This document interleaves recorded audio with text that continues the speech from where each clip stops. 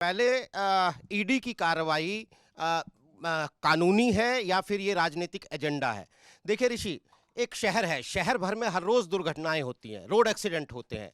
लेकिन अगर उस शहर की एक गली में हर मंगलवार को एक्सीडेंट होने लगे तो ये एक शक पैदा करता है और वो जांच का विषय बन जाता है कि एक गली और हर मंगलवार। तो ईडी जो है वही हो गया है कि चुनाव से ठीक पहले ईडी को पुराने घोटाले क्यों याद आते हैं। तो ये सरकमस्टेंशियल सस्पिशन का क्लासिक केस है।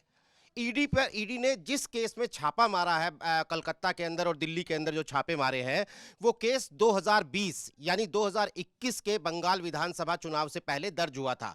उसके बाद उसमें कुछ आरोपी पकड़े गए। उनकी जमानत होने में जो तर्क दिए उस वक्त ईडी ने, वो पिछले 5 साल से प्रूव नहीं हुए हैं। लेकिन 2026 के इलेक्शन से पहले फिर ईडी को याद आता है और छापा मारती है। तो यानी ओल्ड केस, पुराना मामला, और इलेक्शन से पहले का समय, ये दोनों मिलकर इसको शक का केस बनाते हैं। तीसरी बात सुन लीजिए, मुझे लगता है ये पहली बार हुआ होगा देश में कि किसी पार्टी की इलेक्शन स्ट्रेटेजी इंफ्रास्ट्रक्चर के ऊपर छापे मारे गए हों। आप कह रहे हैं कि बीजेपी रणनीतिक तौर पर कमजोर नहीं है। आईपैक के दफ्तर में जाके छापा मारना और वहां से कागज लेना, ये इलेक्शन स्ट्रेटजी इंफ्रास्ट्रक्चर के ऊपर किया गया सीधा सीधा अटैक है। और इसके बाद आप जो बात कह रहे हैं कि इलेक्शन में 4 महीने बाकी हैं, उससे पहले ये सब हो रहा है।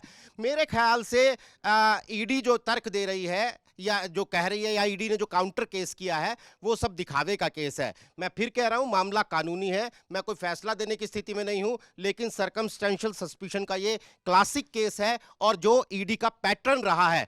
अरविंद केजरीवाल इलेक्शन से पहले ईडी के शिकंजे में आ जाते हैं, हेमंत सोरेन इलेक्शन से पहले ईडी के शिकंजे में आ जाते हैं, कांग्रेस पार्टी के सारे अकाउंट इलेक्शन से पहले सीज हो जाते हैं। तो भैया अब ये अजीब इत्तेफाक है कि एक शहर की एक गली में हर मंगलवार को एक ही वक्त पे एक्सीडेंट हुए जा रहे हैं।